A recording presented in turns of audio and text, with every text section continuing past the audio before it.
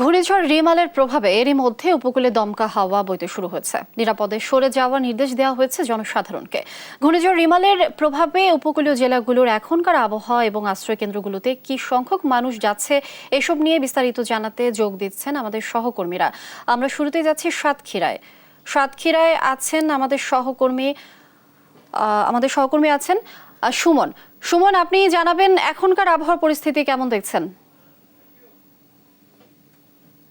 এখনকার আবহাওয়া পরিস্থিতির কথা যদি আপনি বলেন, আপনি দেখতে পাচ্ছেন যে পানিটি কিন্তু নদী উপচে পড়ে একদম কিন্তু একেবারে চরও অতিক্রম করেছে। একটা ভরপুর অবস্থা তৈরি হয়ে গিয়েছে। জোয়ারের পানি স্বাভাবিকের থেকে অনেক বেশি মাত্রায় বেড়ে গিয়েছে। আপনাকে বলে রাখা দরকার যে এখানে কিন্তু আপনি দেখতে পাচ্ছেন যে প্রশাসনের বিশেষ করে উদ্ধার যানগুলো কিন্তু একদম প্রস্তুত করে রাখা হয়েছে।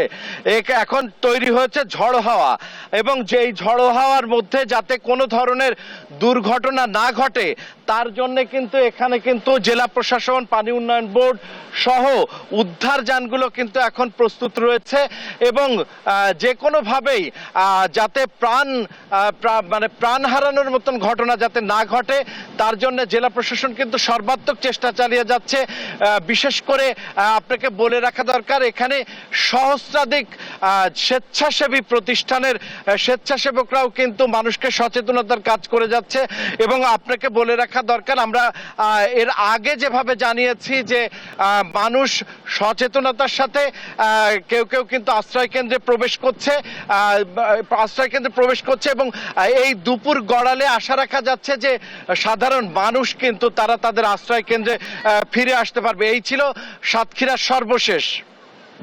সুমন, ধন্যবাদ আপনাকে। দর্শক, সাতক্ষীরা থেকে যুক্ত ছিলেন আমাদের সহকর্মী সুমন। এবার আমরা ভোলাতে যাচ্ছি। ভোলাতে আছে ছোটন সাহা। ছোটন, সেখানকার পরিস্থিতি এখন কেমন দেখছেন, বিস্তারিত জানাবেন।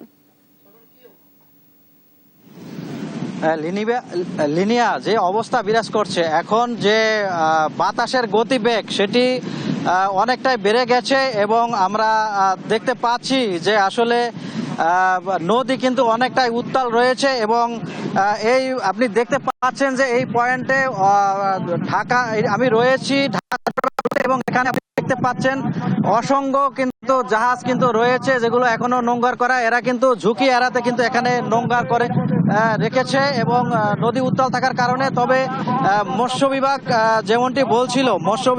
বলছিল যে তারা যে সমস্ত জেলেরা রয়েছে নদীতে এই মুহূর্তে শতভাগ জেলেদেরকে কিন্তু তারা নিরাপদে আনার যে প্রক্রিয়াটি সেটি চলমান রয়েছে। এবং আমরা দেখেছি যে বেশিরভাগ এলাকায় কিন্তু জেলের ট্রলার এবং নৌকাগুলো কিন্তু তীরে ভিড়ে এসেছে, এবং একই সাথে যারা উপকূলের বাসিন্দা রয়েছেন তাদেরকে নিরাপদে আনার জন্যে জেলা প্রশাসনের যে প্রস্তুতি, বিশেষ করে স্বেচ্ছাসেবীদের যে কার্যক্রম আমরা দেখেছি। গতকালকে রাত থেকে রেড ক্রিসেন্ট, সিপিপি, চিলেকোটা সহ যে সমস্ত স্বেচ্ছাসেবী সংগঠন রয়েছে প্রায় 15,000, তারা কিন্তু চেষ্টা করছে এই ঘূর্ণিঝড় রোমালকে কেন্দ্র করে যাতে মানুষ নিরাপদে আসে এবং আশ্রয় কেন্দ্রে থাকে। তো আমরা উপকূল ঘুরেছি এবং বাসিন্দাদের সাথে কথা বলেছি। বাসিন্দারা আমাদেরকে যেমনটি বলছিল, তারা আসলে এই ঘূর্ণিঝড়কে কেন্দ্র করে তারা নিজেরা যদি আশ্রয় কেন্দ্রে অবস্থান করে সেক্ষেত্রে তাদের ঝুঁকি কিন্তু থেকেই যায়। কারণ তারা বলছিল যে তাদের যে সম্পদ রয়েছে, গবাদি পশু রয়েছে, ঘরবাড়ি রয়েছে, এসব সম্পদ রক্ষা নিয়েও তারা অনেকটা দুশ্চিন্তার মধ্যে রয়েছেন। এবং এই বলা যায় যে যেহেতু সন্ধ্যা নাগাদ এই ঝড়টি উপকূল অতিক্রম করবে এবং রাতভর তাণ্ডব চালাবে, তো সেই হিসাবে বলা যায় যে মধ্যরাতে কিন্তু জোয়ারের সম্ভাবনা রয়েছে, এবং ঠিক তখন যদি এটি উপকূল অতিক্রম করে সেক্ষেত্রে জলোচ্ছ্বাসের সম্ভাবনা কিন্তু রয়েছে, এমনটি আশঙ্কা করা হয়েছে। তো এ ছিল আমার কাছে ঘূর্ণিঝড় রিমালের যে সার্বিক পরিস্থিতি। লিনিয়া। ছোটন, অসংখ্য ধন্যবাদ আপনাকে যুক্ত হবার জন্য। দর্শক, ভোলা থেকে যুক্ত ছিলেন সহকর্মী ছোটন। দর্শক, এবার আমরা পিরোজপুরে যুক্ত হব। পিরোজপুরে আছেন আমাদের সহকর্মী হাসিব। আপনি নিশ্চয়ই শুনতে পাচ্ছেন, আপনি জানাবেন এখন কি পরিস্থিতি সেখানকার।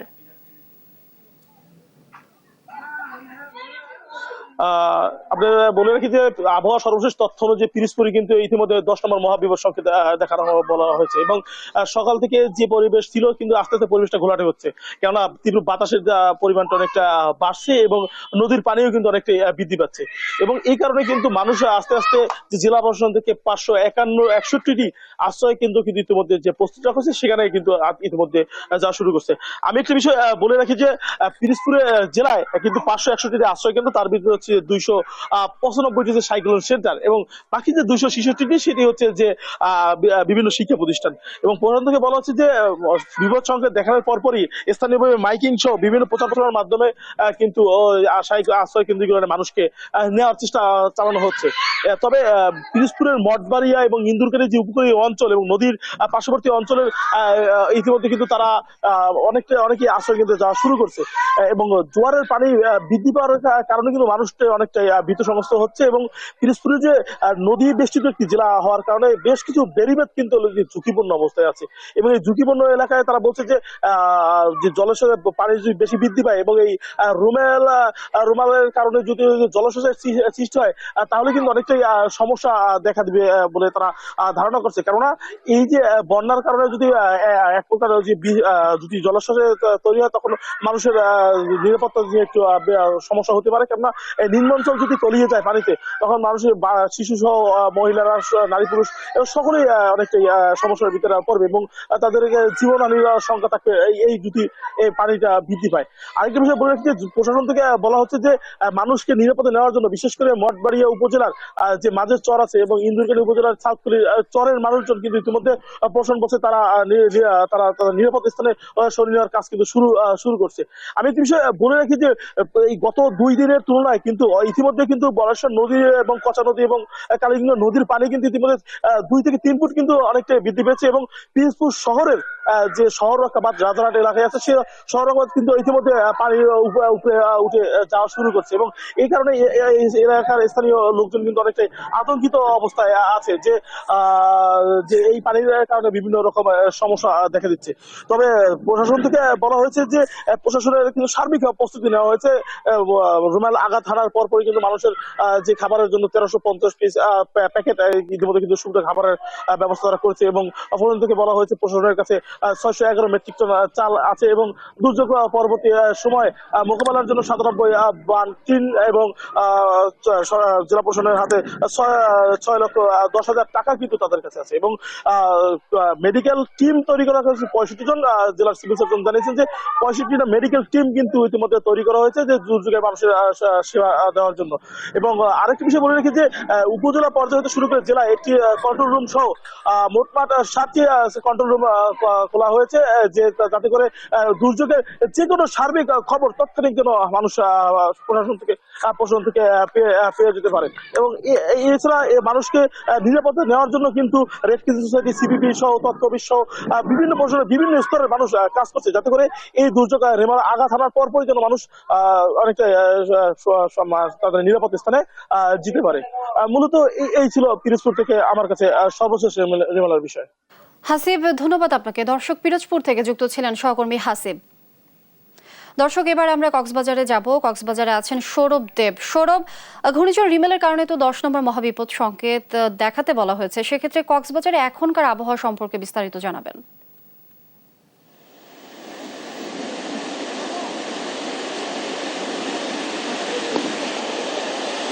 হ্যাঁ লিনিয়া, কক্সবাজারে ইতিমধ্যেই জোয়ারের প্রভাবে যে নিম্নাঞ্চলগুলো রয়েছে সেগুলো প্লাবিত হতে শুরু করেছে এবং আমরা ইতিমধ্যেই খবর পেয়েছি যে মহেশখালীর মাতার বাড়িতে সেখানে বেড়িবাঁধ ডিঙিয়ে পানি ঢুকেছে এবং সেই সাথে কক্সবাজার শহরের যেটি সমিতিপাড়া সেখানেও জোয়ারের পানি একদম লোকালয়ে ঢুকেছে এবং সেখানেও প্রায় মানুষজনের ঘরবাড়িতেও পানি ঢুকেছে বলে আমরা খবর পেয়েছি এবং সেই সাথে সাথে এখন আমি সমুদ্র সৈকতে আছি। এখানে আমি যদি একটু দেখাতে চাই যে সাগরের যে উত্তাল রূপ সেটি আমরা ঘূর্ণিঝড়ের প্রভাবে ইতিমধ্যেই প্রত্যক্ষ করছি, এবং সেই সাথে দ্বীপ উপজেলাগুলো থেকেও আমাদের সহকর্মীরা আমাদেরকে খবর দিচ্ছেন যে সেখানে বাতাসের গতিবেগ বাড়ছে, এবং সেটি আমরা এখানে কক্সবাজার থেকেও প্রত্যক্ষ করছি যে এখানেও বেশ বাতাসের গতিবেগ আছে। এবং যে তথ্যটি জেলা প্রশাসন আমাদেরকে দিচ্ছে, ইতিমধ্যে তারা 638 আশ্রয় কেন্দ্র প্রস্তুত রেখেছে, এবং সেই সাথে 10,800 স্বেচ্ছাসেবককে তারা মাঠে নামিয়েছে, এবং সাধারণ মানুষকে, বিশেষ করে যে 1.5 লাখ মানুষ নিম্নাঞ্চলে বসবাস করে কক্সবাজারের উপকূলবর্তী, তাদেরকে অনেকটা বাধ্য করা হচ্ছে যেন তারা আশ্রয় কেন্দ্রে আসেন। কেননা এখন পর্যন্ত আশ্রয় কেন্দ্রে মানুষ আসার মতো, উল্লেখ করার মতো কোনো সংখ্যা তারা আমাদেরকে জানাতে পারেনি। তবে তারা মানুষকে সচেতন করছে এবং মানুষকে অনেকটা বাধ্য করছেন যেন তারা আশ্রয় কেন্দ্রে যান। এবং শরণার্থী ত্রাণ ও প্রত্যাবাসন কমিশনারের কার্যালয় থেকে আমাদেরকে সেখানকার কমিশনার মিজানুর রহমান, যিনি আমাদের জানাচ্ছেন যে রোহিঙ্গা ক্যাম্পের প্রায় 20,000-এর অধিক ঘরবাড়ি কিন্তু ঝুঁকিপূর্ণ, যেখানে ভূমিধসের একটি সম্ভাবনা রয়েছে, যেটি আবহাওয়ার পূর্বাভাসেও বলা হয়েছে যে উখিয়া টেকনাফের এই রোহিঙ্গা অধ্যুষিত রোহিঙ্গা ক্যাম্পগুলোতে সেখানে পাহাড় ধসের সম্ভাবনা রয়েছে, এবং সেক্ষেত্রে সেখানেও 3,000 স্বেচ্ছাসেবককে বিভিন্ন উন্নয়ন সংস্থার সমন্বয়ে কাজ করানো হচ্ছে যেন সেখানে তার যে রোহিঙ্গারাও যেন ক্ষয়ক্ষতির সম্মুখীন না হয়, এবং তাদেরকেও নিরাপদে সরিয়ে আনার ক্ষেত্রে তারা তাদের কার্যক্রম অব্যাহত রেখেছে। এবং এখন পর্যন্ত আমরা কক্সবাজার সকালে কিছুটা গুড়ি গুড়ি বৃষ্টি দেখেছি, তবে এরপরেই কিছুক্ষণের জন্য রোদের দেখা মেলে, তবে এরপরে পুরো আকাশ জুড়ে মেঘলা, এবং সাগরের উত্তালতা তো আছেই, এবং দমকা হাওয়াও বইছে। তো সব মিলিয়ে আসলে এই ছিল আমার কাছে কক্সবাজার থেকে সর্বশেষ পরিস্থিতি। লিনিয়া। সৌরভ, অসংখ্য ধন্যবাদ আপনাকে। দর্শক, কক্সবাজারের আবহাওয়া সম্পর্কে বিস্তারিত জানাচ্ছিলেন সহকর্মী সৌরভ।